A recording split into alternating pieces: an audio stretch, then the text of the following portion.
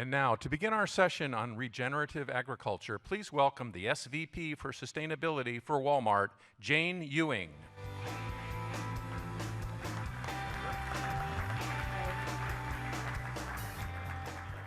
Good morning. Thank you all so much for being here to talk about how we create a more sustainable future together.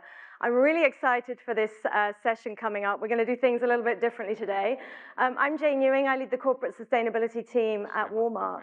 And it was actually exactly 3 years ago at Climate Week 2020. We were all remote, but it happened in real time, where we made a commitment to becoming a regenerative company, one that puts people and planet at the center of our business practices. So it's really cool to be back here 3 years later to talk about one of the key components of that commitment, which is to protect, manage, or restore at least 50 million acres of land and 1 million square miles of ocean by 2030. And a key component of that, we believe, is regenerative agriculture.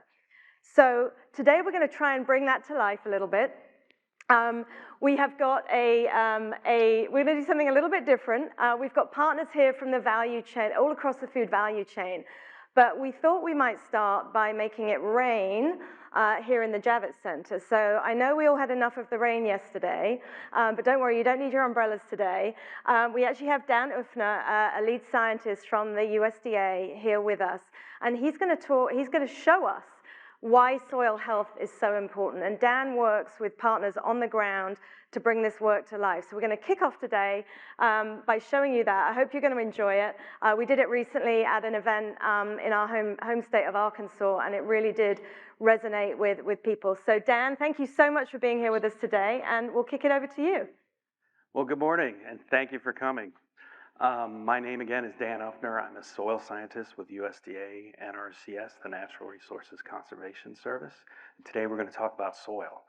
And what we have for you today is we're going to look at different management on agricultural lands impacts soil function and soil health.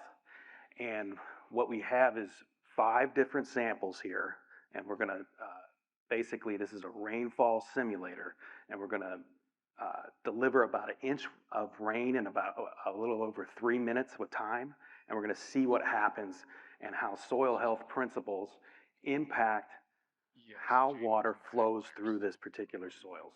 So what we have at the center here is we have a conventional till soil, so heavily tilled over the last 40 years.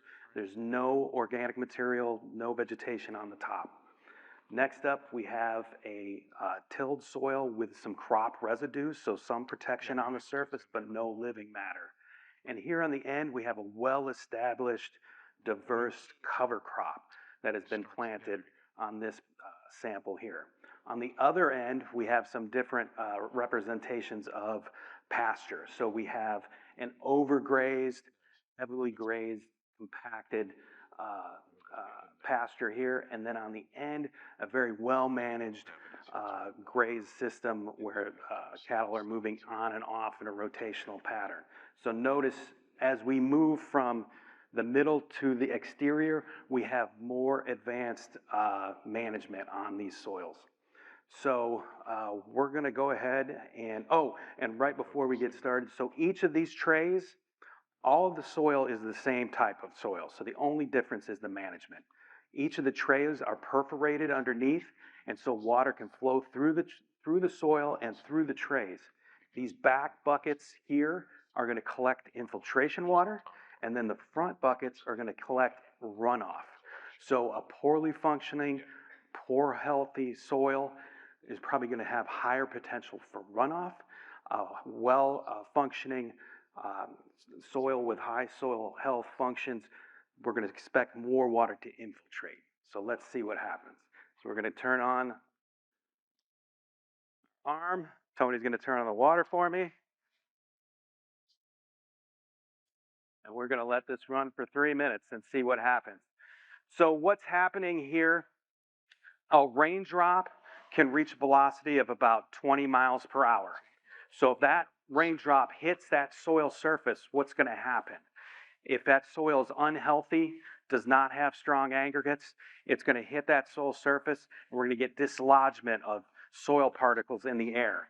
As this flows, you might see some soil splatter against the back panel. That's what's happening. When that soil particle comes back and reaches that soil surface, it may flow away with the rainwater and flow and transport off the field. The other thing that might happen is those soil particles drop back onto the soil surface, fill up any cracks or pores that are left at that surface, and can actually form a crust, which further enhances the runoff from that field. The other thing that crust can impart is that it becomes, it impacts how air moves from the atmosphere into the soil profile. So our roots need oxygen, right? And so the oxygen that can't get to those roots because that crust is forming a hard surface, and oxygen will not be able to penetrate. I think this is good enough, Tony. We're going to turn off the water here. So with that runoff, what else is that soil particles are getting dislodged, they're going to get in that water, and they run off, they get transported off that field and maybe deposited elsewhere. What else is within that soil besides just the water? Any kind of amendment, fertilizer, manure, that has a higher potential of getting in that rainfall, in that runoff, and leaving the field. So it's a water quality issue, but it's a money issue for that farmer because they've spent hard-earned dollars on those amendments to get on the field, and then they're getting washed away off the field. No, don't worry. And so that deposition may fill up our drainage lines, it fills up potential ditch lines, it gets into our streams, our rivers, our lakes, and potentially our oceans.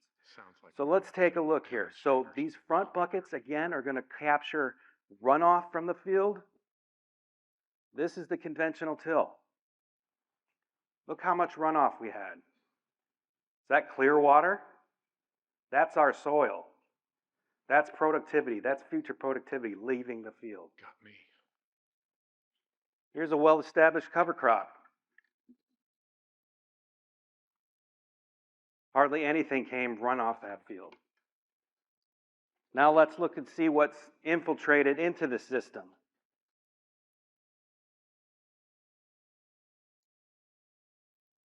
This is water going and flowing, infiltrating into our soil. This becomes available. It's stored in the soil for plants to utilize later in the year.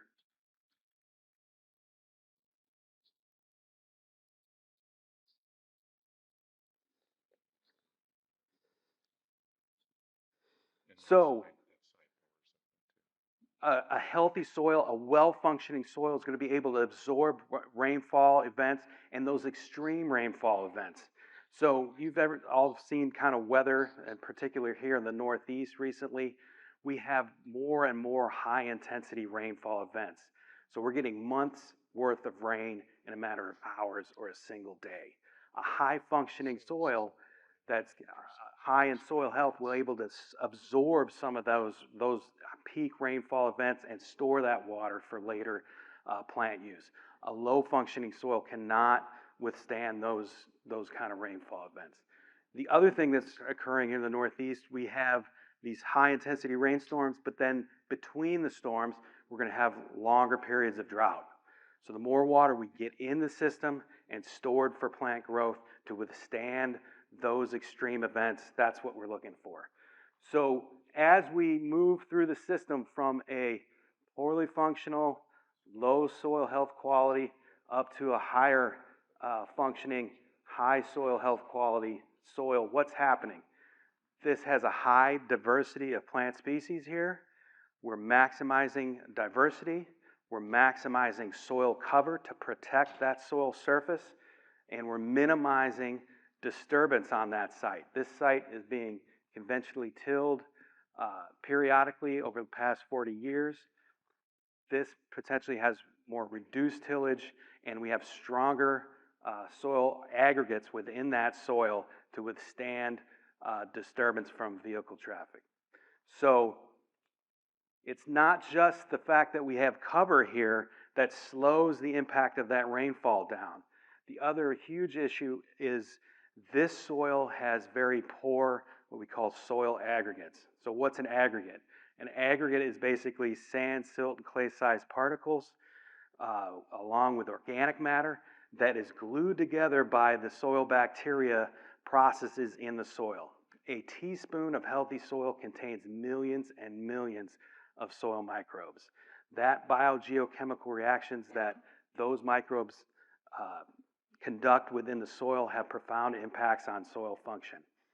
So soils that have high diversity, and we feed that soil continually with organic matter for those bacteria to utilize in that process, continue to perpetuate and form those strong soil aggregates over time. Now, if we're not feeding that system, and we're not providing those resources to that microbial community, what ends up happening is the soil starts to eat away at itself. You still have those microbes, they still need to eat something. They start eating away at the aggregates that were in place in that soil, and they become unstable, and they're not able to withstand that pressure from the water. And they just simply disintegrate and further exacerbate the issue that we see. So that's kind of what's happening here. The 4 soil health principles are to minimize disturbance, maximize diversity, maximize living root growth in the soil, and what's my 4th? Maximize biodiversity, yes. So those are my 4 soil health principles. So that's what varying levels of management, and you don't have to necessarily get from A to Z in one step. You can work your way up to that. So it's part of a management system. So all tillage is not necessarily bad if it's part of a larger management system that you have in place to address those 4 soil health needs. So one thing that we do with our agency, USDA NRCS, is we work with farmers, ranchers, foresters, from urban agriculture to rural areas, large-scale farming communities. We help them address resource concerns like erosion, like water quality, through the use of conservation practices such as cover crops, such as reduced tillage, in order to incorporate those soil health benefits into the soil on those farms and with those folks that we work with. So, and recently we had just gotten an influx through the Inflation Reduction Act of over $19 billion to fund those conservation programs that we utilize every day, and to get climate smart agricultural mitigation practices out on the landscape. So I encourage you, we have a table in the pavilion, and I encourage you to come talk to us. We have our Assistant State Conservationist for Field Operations, Tony Capraro. We have our local district conservationist, Liz Camps, and we have our regional soil health specialist from the Soil Health Division, Elizabeth Marks. And we have another demonstration that's going to go through what's actually happening within the soil. We're going to look at aggregate stability at the table. So we'll actually look at this unhealthy, unproductive soil versus this highly productive, high functioning soil, and we'll actually see how those aggregates, how stable they are compared to each other. So I thank you for the time, and I appreciate being here, and I'll turn it back to Jane and the panel.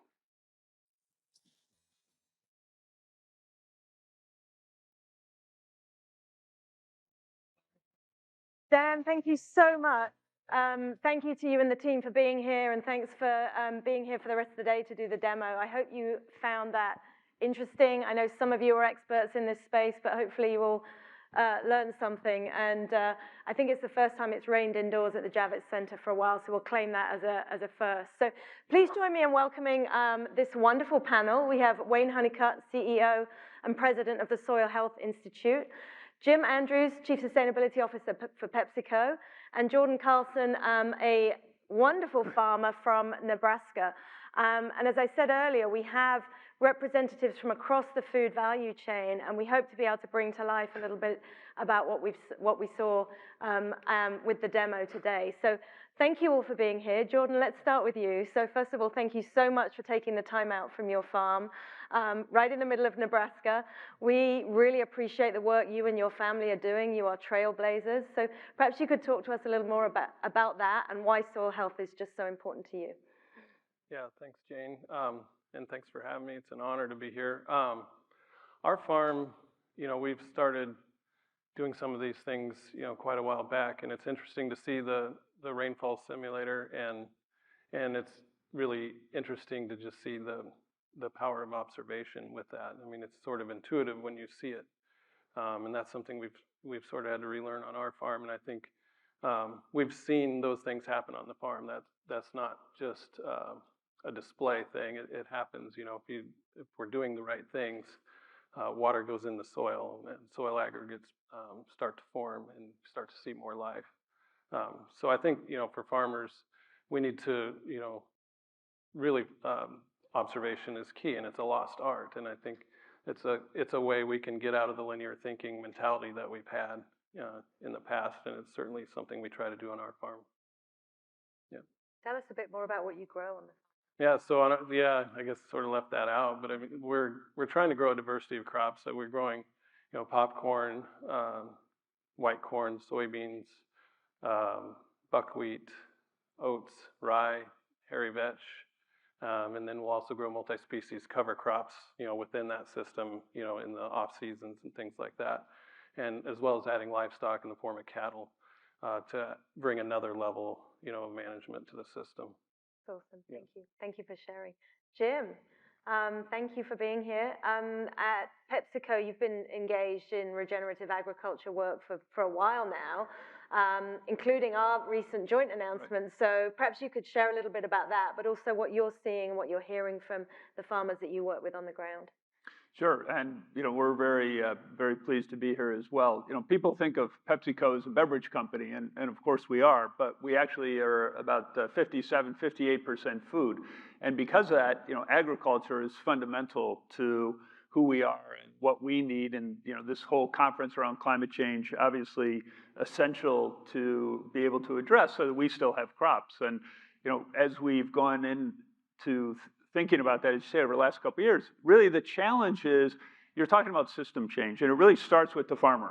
And how do we put the farmer at the center? But how do we then, as the value chain, really support the farmers? And as you mentioned, we were very pleased to be able to have a strategic collaboration with Walmart to be able to say, how do we get two very large players to work together with shared vision, shared support, and be able to put a tremendous amount of money, $120 million, to help address 2 million acres, to work with farmers like Jordan and others who want to, put in place the regenerative practices. Jordan and I were talking. He said, unfortunately, I asked if he was over on the right. He said, yes, he was. So that was great. But, a lot of farmers aren't. So they need agronomic advice. They need some financial support. They need, some cultural support. They need to know it's going to work. And that's what the money, that we've committed is going to do on a large scale. That being said, we know that together, even two companies as big as us, there's only so much we can do. So it's how do we get the whole value chain? That's why we're excited to be here today. How do we get that whole value chain together, working with governments and NGOs and farmer-facing organizations, all in the support of the farmer, because that's where literally it really lands on the ground. So we're really excited and to be able to work with Walmart, but then also with farmers and really anybody who shares our goals to be able to help support this transformation. Excellent. Thank you, Jim. And Wayne, thank you for being here. Wayne actually taught me about the value of soil health a couple of years ago. Remember, I came to one of your events, and it wasn't like front of mind for me. And then you realize just how foundational, fundamental soil health is to everything. So perhaps you can share a bit more about the work you're doing and what you're hearing from the farmers out in the field, Wayne. Yeah, absolutely. We look at your soil health as really being the foundation for regenerative agriculture. And of course, we're the Soil Health Institute, so it's likely that we would look at it that way. but we really agree do with you, believe. so that's good. We really do believe it. Our work with farmers is really kind of based on the premise that farmers learn best from other farmers. And so what we do is about half of our work is in the science, then about half of our work is with translating that science, working directly with farmers and their advisors. And what we really do is we set up farmer-to-farmer networks, local networks, where we find a farmer that's already successfully adopting these regenerative soil health systems. And then we usually give them a modest stipend to serve as a mentor to other local farmers. And so it really generally kicks off with like a field day at their farm, where we give the microphone to the farmer, and he or she will, talk about what barriers or challenges they experienced when they first adopt the practices, and how they overcame them. They'll show their equipment, and those types of things. Very, very practical information, like what's their best seeding rate, or what's the best species, or what's the best planting depth, and that very, very practical information. But then, when we follow up those field days with workshops where we kind of bring in what we've learned through the science, and where we help show farmers, the best ways for measuring improvements, their current status, and monitoring their improvements in soil health, how they can build drought resilience, what the business case is, and those types of things. And so we try to touch on all those levers, that farmers want to know when they are considering adopting a new management practice. That's great, thank you. The work you do is so valuable. So Jordan, how do you feel about that? Farmers learn from other farmers, and maybe you could give us some insight into your decision-making process. Yeah. And what some of the barriers have been for you as you've progressed with this work. Yeah. Well, I mean, Wayne's right. Farmers too, we trust other farmers, and that's, sort of how we learn. And I can say, for us, it's as regenerative farmers, there's really not there's not a Wayne in every neighborhood, to go to, and there's not that free advice. So we kind of have to learn for us, or learn with each other if you can. But for us, why we started doing this isn't because it's easier. In fact, it's been very challenging, and we've had to be sort of stubborn and look to the future, to stick with it. But when we started it, really we were just looking, okay, soil is our #1 resource. So how do we, best manage that? And the goal is, okay, someday, hopefully we can reduce our inputs, and that'll be good for us, and we can increase resilience, and through that. But, the payoffs for that sort of, came, maybe slowly at first. We started to see the soil change, started to see more earthworms, more life in the soil. And then even just simple things like it was prettier at times. There's green at time of the year that you don't expect to see green on our farm, and wildlife comes back, and those kind of things. But all along, when we're doing this, you start to think, okay, there needs to be a bigger payoff. If we are doing the right thing, there really should be. We should have a better product, and hopefully somebody's going to want that product, and they'll see value in that. And that big payoff kind of happened for us when Walmart came to our farm. Actually, it was a beef team that came there, and they just wanted to see, how are we doing crop rotation, and how does that allow us to more easily incorporate, cover crops and cover crops in a big way. And so, to their credit, when they saw it, they got it, and they wanted to be a part of that. And for us, that's a big deal. That's encouragement. I mean, because we went years just wondering, does this even really matter to anybody? Out on the ground, we started start to just wonder, does this matter to anybody? And that was really a boost, and it gave credibility to what we're doing, not just for us, but also for the people that are working with us on the farm, and landowners and other people in the area.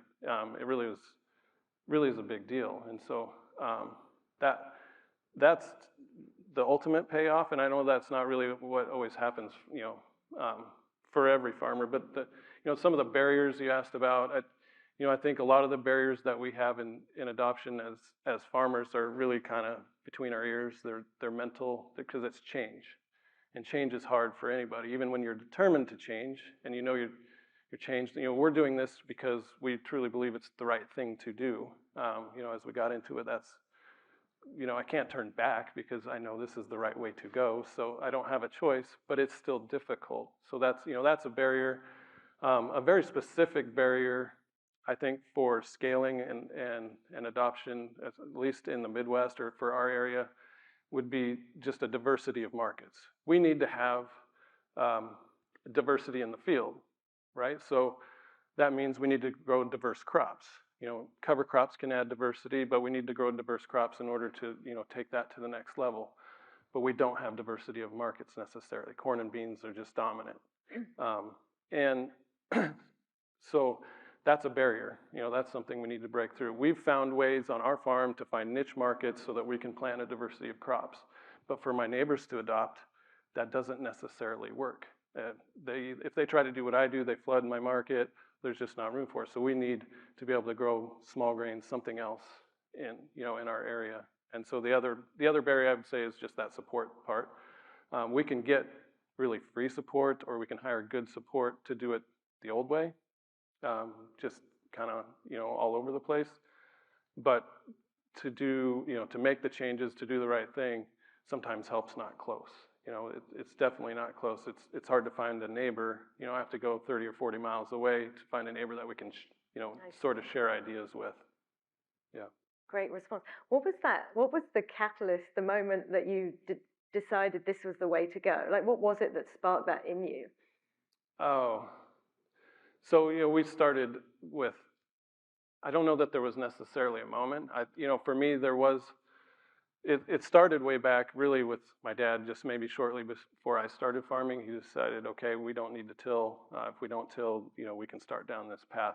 It wasn't regenerative farming. It was just, how can we do this? We can eventually get to a place where we can reduce inputs. You know, but there was, you know, maybe a few years back, it was just like, okay, we need to go all in. You know, and for me, it was a faith thing. You know, okay, I need to trust God that He's going to take care of me if I go down this road. And I was sort of held up on that. But by going all in, you know, we've taken it to the next level. And it was interesting that after that is when, you know, out of the blue, I get a call from an organization that said, hey, we want to bring Walmart to the farm. And so all of that was in place. And it was able to show them, like, this is how it could be. You know.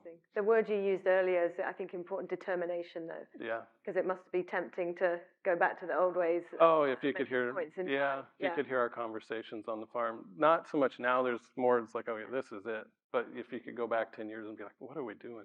Yeah, great. Yeah. Thank you, Jim. What are you seeing in terms of those barriers as you're looking across, you know, multiple farms, multiple crops, you know, same kind of thing? And then what do you feel from an innovative or industry change point of view needs to happen to get to scale? Because I think the case is pretty clear, right, when you see the demo. But obviously that's not how most places are practicing today. Yeah, no, I think you're right. Scale and speed, right? And we, you know, for every Jordan, we need 100 more. And so let me just build off 1 or 2 points Jordan said. I mean, I think farmers are business people, right? And you get one shot a year, you know, maybe 1.5 to get it right. And if it works, great. And if it doesn't, there's a huge problem. And so I think one of the real barriers is that whole financial piece of it, right? Because farmers are business people and they've got to make a living. And so I think one of the barriers is, you say, we know it's right. It looks good, but how do you make that transition? You know, change is hard, right? So how do we make that, you know, we as industry players, you know, how do we make that easier, right? So we cost share, right? And some of the money that we're talking about is going to go to cost share. We pay to adopt practices, you know, whether on a per acre or other ways, right? How do we provide that technical help? You know, because if somebody's got to go 40 miles away to somebody who they may or may not know, because there's not, you know, you can't be everywhere all at once. You know, how do we provide that agronomic advice, right? There's a lot of ways where I think that ultimately come back to financial. How are we making the investments? And then, as you say, how do we offtake? You know, we're doing a couple of things as PepsiCo. We've actually made a commitment around products to increase the diversity of the the different crops we use, because we know that's one of the ways that we can do it. You know, we use a lot of corn and products, but how do we bring other crops in so we can sit with farmers and talk about the rotation and take more? And obviously, again, you all bring a whole different set of crops. So now we can go and partner with others. We can go and actually have different kinds of conversations that help scale. We can bring more money to the table. We can help, you know, with demo farms. You know, we've got some, you all have a set of them. You know, how do we provide those in a way that farmers, you know, they don't have to go 40 or 50 miles, but they're going 10 miles, or maybe they're even next door. So I think a lot of these things come back to, you know, helping farmers make that transition while they're going from the center to the right, because as George said, hey, that didn't happen overnight. You know, how do we help them with that transition? How do we help de-risk both actually, but then also emotionally, and how do we provide that support? And I think that's one of the biggest package of barriers. And again, that's why, you know, we're so excited to be able to work together, because we can bring scale, and we're always looking for more people who can help with that. So I think a lot of it, you hate to say it, a lot of it comes down to money, because again, you know, yes, farmers want to be farmers, they want to pass the farmer, but they want to be able to pass the farm to the next generation, and they got to make a living this year, but then also for 10, 20, 30 years out.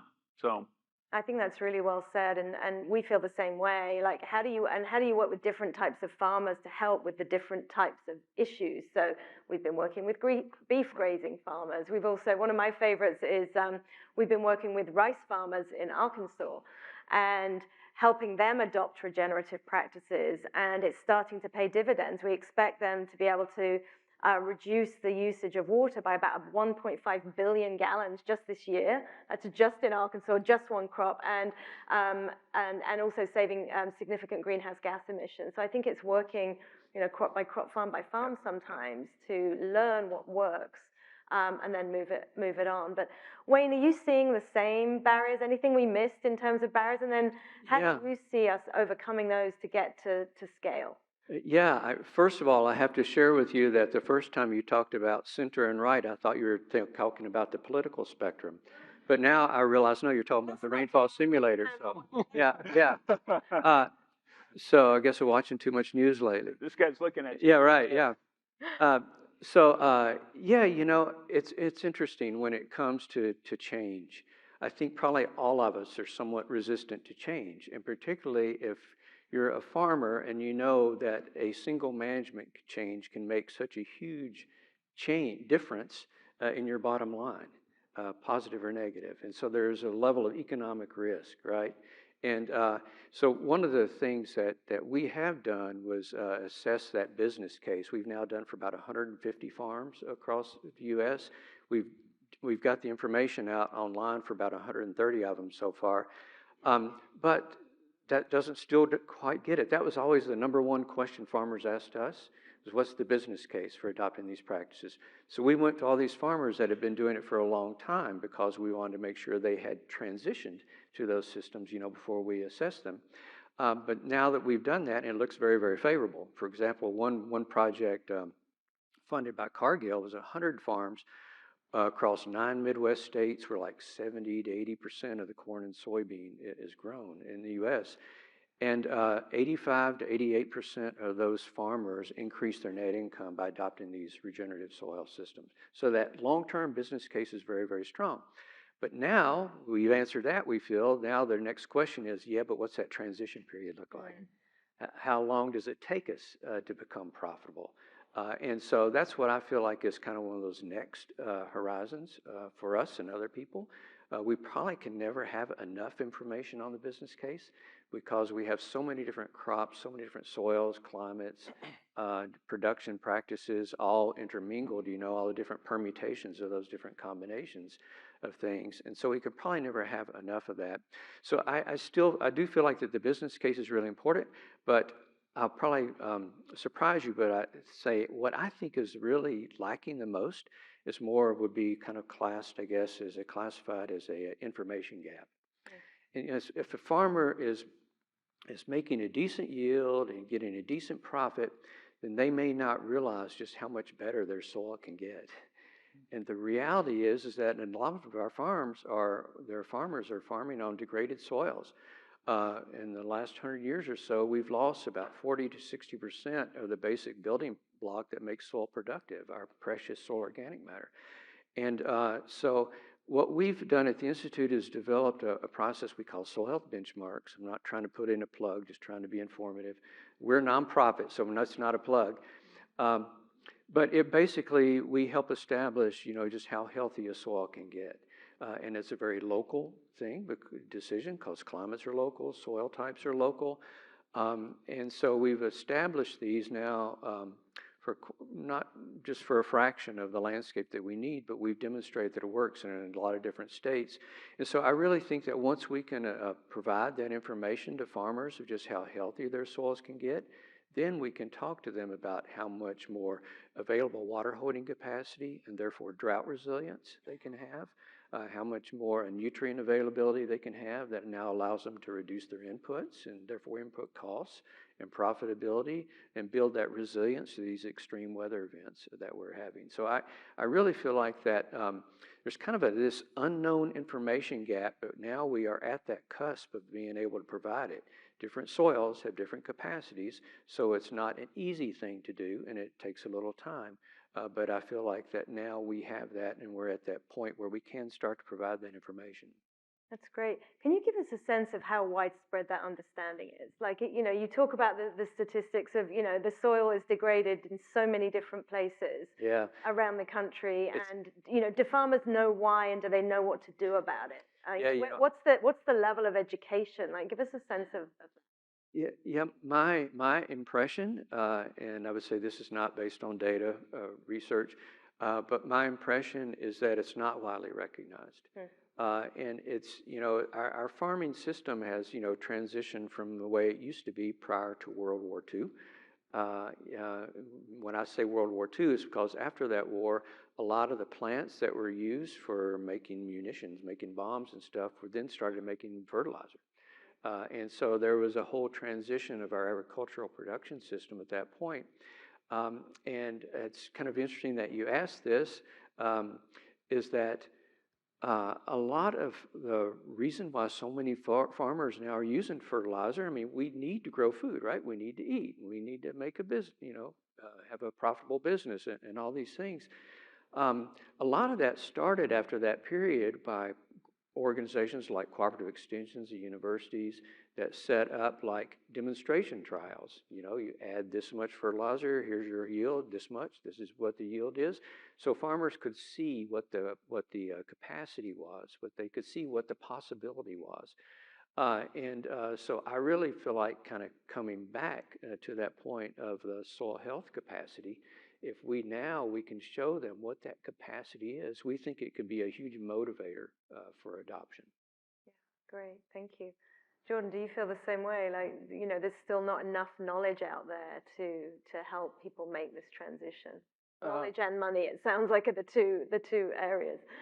Yeah, I mean, I think that we always need more. I mean, I'm coming from the perspective where it's just sort of a go it alone, in the early stages, and it's sort of, there is some popularity and, I would call almost like a regenerative movement going on, and it's small. So there's some places to find information, but it's an outlier really amongst, just huge amounts of information that often comes from our input suppliers, and who just have built-in bias, and that, that's not necessarily their fault, but we need, more information. Even our universities aren't necessarily always helping us. I mean, their focus isn't that. It's starting to be some study, but we do need more information. I mean, we really have to get it for ourselves. And I would say there's maybe a leading front edge of regenerative farmers who are really the ones, they're the source of the information and leading in showing where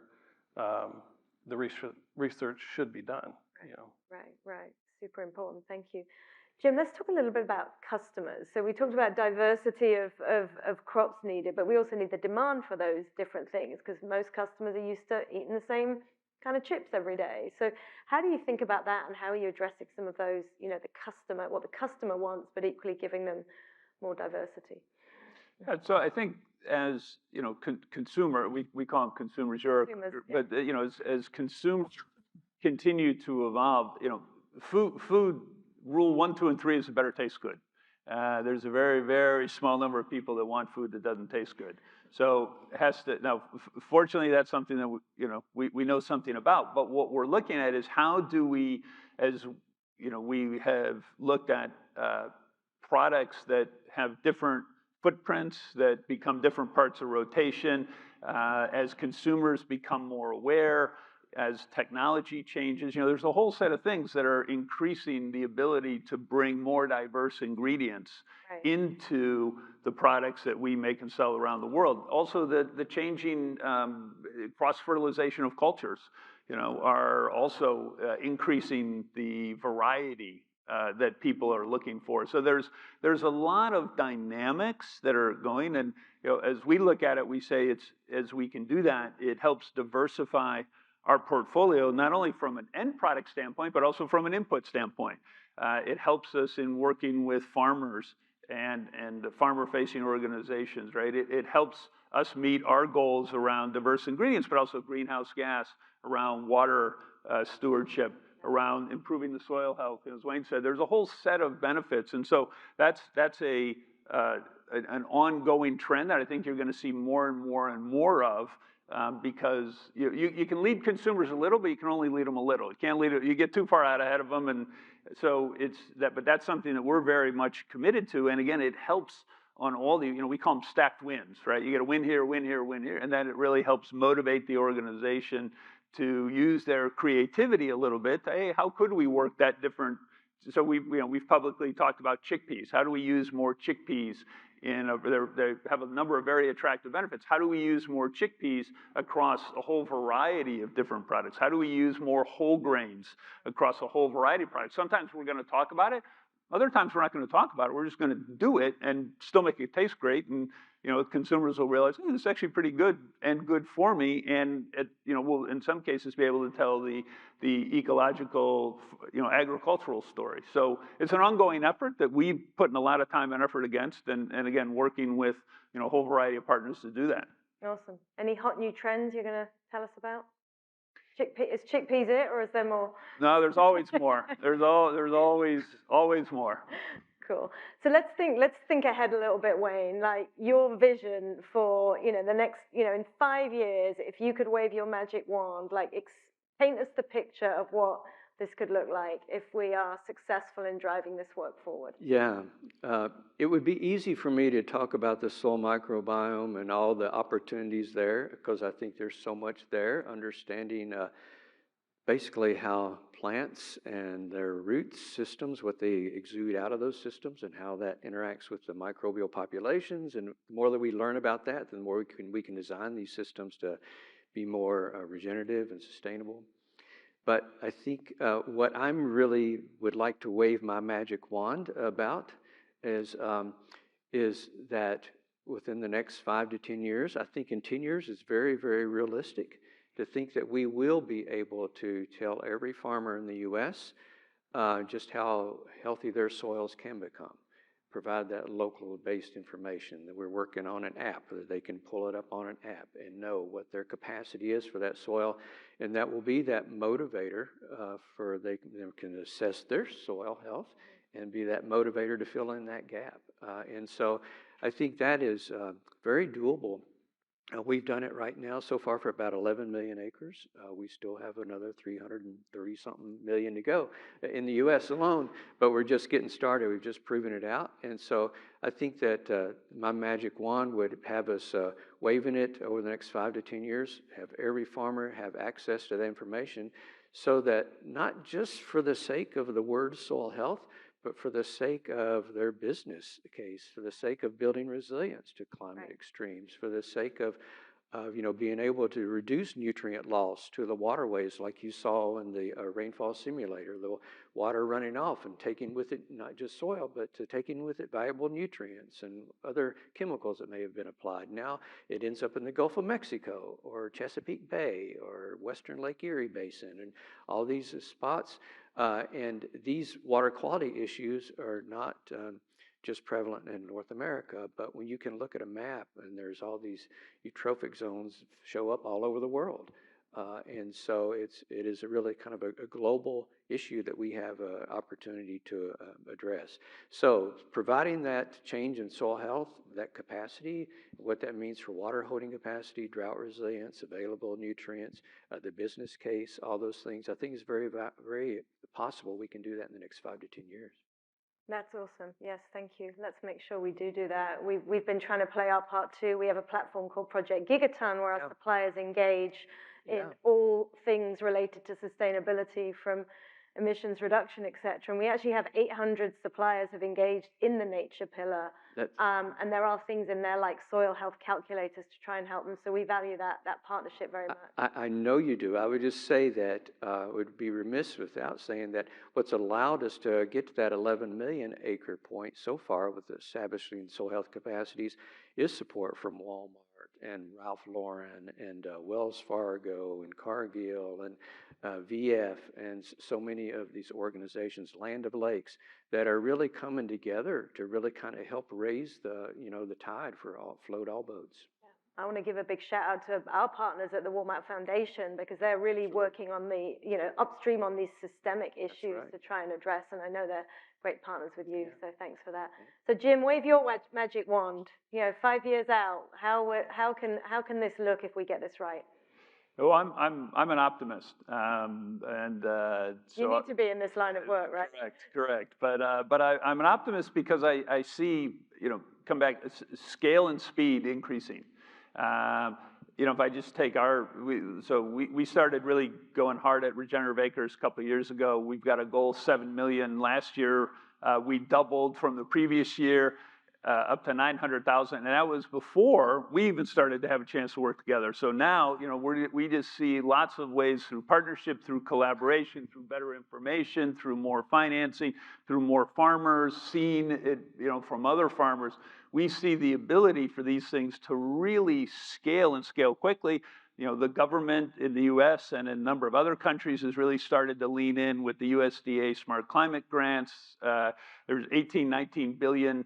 Depending on who you listen to, they're both big numbers that have been committed as part of IRA. So, there's now, I think, I'd like to be optimistic and say there's a bit of a tipping point where farmers are now saying, hey, I want to be regenerative, right? I mean, we were talking backstage. So I'm optimistic that we're going to get the speed and the scale where it becomes really more the norm than, hey, what are you doing on your farm? And, that's really kind of weird, but it looks sort of interesting, right? But the word is interesting. Yeah. Interesting. Right. We get people to say, boy, I'm doing that and I'm seeing the results. This is the way. Seeing the business case. So that's what I see, whether it's 5 years or 10 years. I think by 2030, we're going to be having really different conversations.